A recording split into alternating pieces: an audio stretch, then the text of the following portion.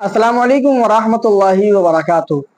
मोहतरम नाजरीन, अभी अभी एक नई अपडेट सामने आई है। जैसा कि आपको मालूम है कि मुंबई के अंदर सबसे बड़ी रैली निकाली गई और पूरे हिंदुस्तान के मुसलमानों का वहां पर ध्यान बटा रहा। और इधर जो वक्फ बिल के मुतालिक जो बातें चल रही थी, जो उस पर केस चल रहा था, तो सुप्रीम कोर्ट ने जेपीसी के हवाले किया था, यानी ज्वाइंट पार्लियामेंट कमेटी के हवाले किया था कि इसके फैसला सुनाएं। इधर मुसलमान इधर सब लगे रहे और वहां पर बिल के बारे में बहुत बड़ी बात कह दी।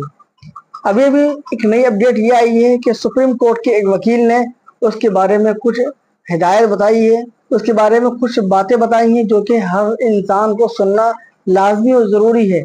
चलिए सबसे पहले उनकी बातों को सुनते हैं, इसके बाद इंशाल्लाह हम आगे बात करेंगे। वीडियो क्लिप आपकी स्क्रीन पर।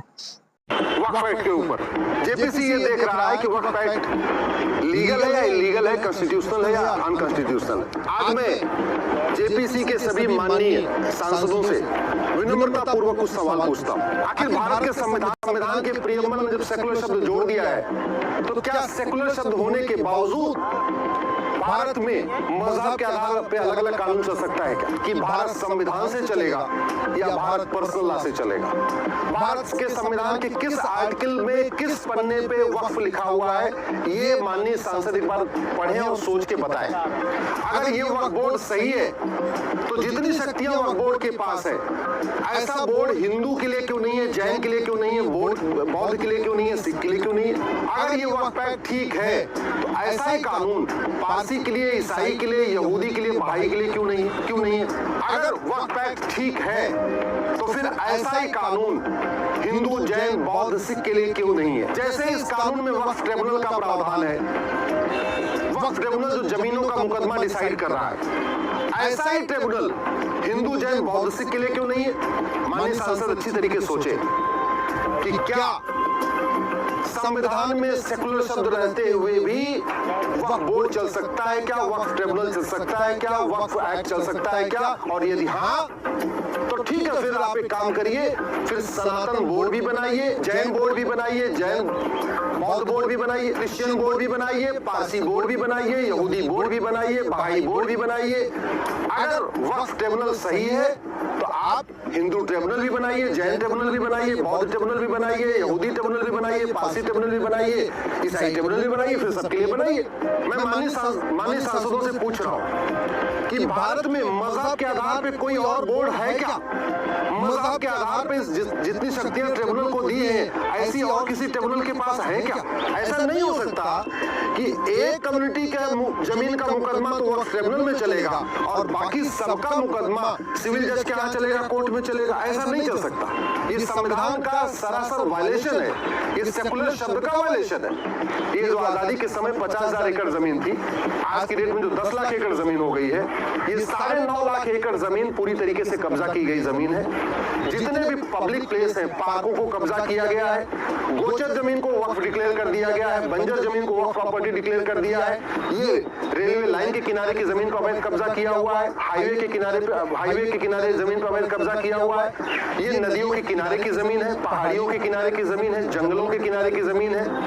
मजार दरगाह को भी वक्फ प्रॉपर्टी डिक्लेयर कर दिया गया है। जो खेल का मैदान है उसको भी वक्फ प्रॉपर्टी डिक्लेयर कर दिया गया है। ये पूरी तरीके से एक लैंड जिहाद का तरीका बन गया है। इसलिए मैं कह रहा हूं माननीय सांसद इसको अच्छी तरीके से समझे कि जो कानून नापाक लोगों की जमीन को भी पाक बना रहा है, मैं नापाक इसलिए कह रहा हूं क्योंकि जो गैर मुस्लिम है उनको नापाक कहते हैं। तो जो नापाक है उसकी जमीन पाक कैसे हो गई? जब उसकी जमीन भी नापाक है तो वो वक्फ कैसे हो गई?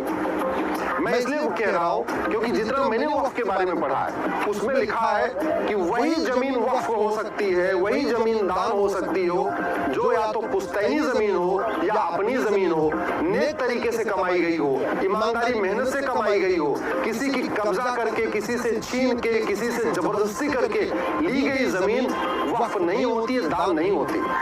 और ऐसा कई हदीसों में लिखा हुआ, मैंने खुद भी पढ़ा हुआ है। इसलिए माननीय सांसदों से मेरा आग्रह है कि जब दूसरों की कब्जा की गई जमीन वक्फ हो ही नहीं सकती है, तो ये वक्फ एक्ट किसकी जमीन को वक्फ प्रॉपर्टी डिक्लेयर कर रहा है? तो बहुत सीधी सी बात है, अवैध जमीन पे कब्जा करके, हिंदुओं की जमीन पे कब्जा करके, मुगलों के द्वारा जो जमीन कब्जा की गई थी, उस जमीन को आप जायज नहीं कह सकते। मैं इसलिए कह रहा हूं क्योंकि बाबर, हुमायूं, तुगलक, गजनी, गोरी के पास भारत में 1 इंच जमीन नहीं थी। जो जमीन उन्होंने यहाँ कब्जा किया था, तलवार के दम पे कब्जा किया था।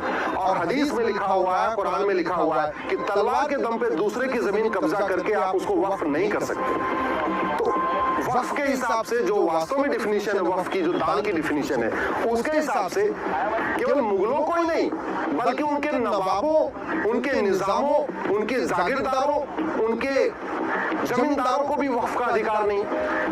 और सच्चर कमेटी ये कह रही है कि यहाँ पे मुस्लिम्स की हालत दलितों से बदतर है। जब मुस्लिम्स की हालत दलितों से बदतर है तो फिर वक्फ कैसे कर रहे हैं? जब जिसके पास खुद की जमीन नहीं है तो वक्फ करेगा कैसे?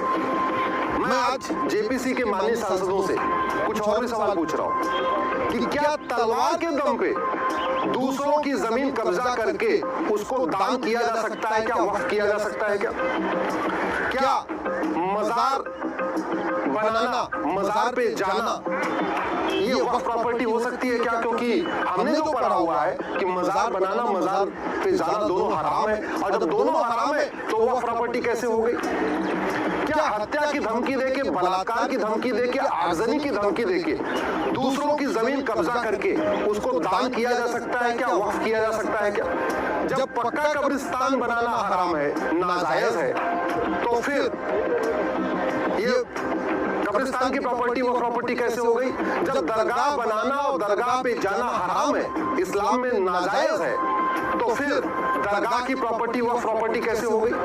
मैं इसलिए पूछ रहा हूँ कि जहां इस्लाम शुरू हुआ है, Arab, Dubai, Kuwait, Bahrain, Abu Dhabi, Muscat, Yemen, वहाँ तो आपने देखा कि किस तरह पीछे, यानी देखा कि मुसलमानों का ध्यान वहाँ पे लगा हुआ है और इतनी बड़ी बड़ी बातें वहाँ पे हो गई। लिहाजा हमें चाहिए कि हम अपने औकाफ के लिए, जो हम जिस तरह हमने मेहनत की है और अपने वक्फ बोर्ड को बचाने के लिए बिल पास ना हो पाए, हमने करोड़ों ईमेल भेजे ताकि वो बिल रिजेक्ट हो जाए। इसके बावजूद भी ऐसी बातें हमारे सामने आ रही हैं। लिहाजा आप तमाम हजरात से गुजारिश है, मुअद्दबा दरख्वास्त है, अपने औकाफ के लिए, अपनी मसाजिद और मकातिब और मदारिस के लिए, अपने खानकाओं कब्रिस्तान के लिए खूब दुआ करें और ये भी दुआ करें कि अल्लाह रब्बुल आलमीन इस बिल को रिजेक्ट कर दे और हमारी औकाफ की ज़मीन को हमें आसानी से इस्तेमाल करने वाला बनाए। आप इस क्लिप को खूब शेयर करें ताकि और लोग अपने औकाफ की हिफाजत के लिए दुआ कर सकें। मिलते हैं किसी नए अपडेट के साथ। अस्सलामु अलैकुम वरहमतुल्लाहि वबरकातुहू।